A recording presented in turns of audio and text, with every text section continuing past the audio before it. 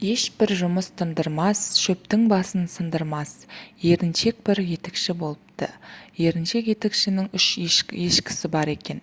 Күн суытып, қыс түсіп келе жатқанын көре тұра, еріншек ешқандай қам жасамапты. Ешкілеріне азықтық жем шөп жинамапты. Бір түнде боран қар жауады да, жердің бетін ақ көрпе бүркеп қалыпты.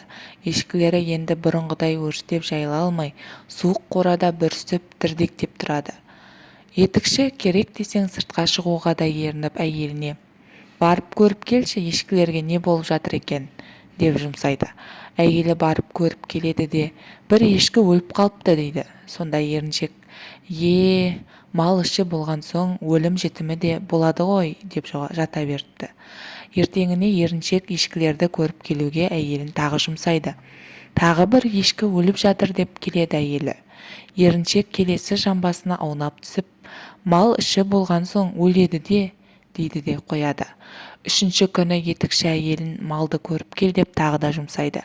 Әйелі жалғыз ешкінің де қатып қалғанын айтып келеді.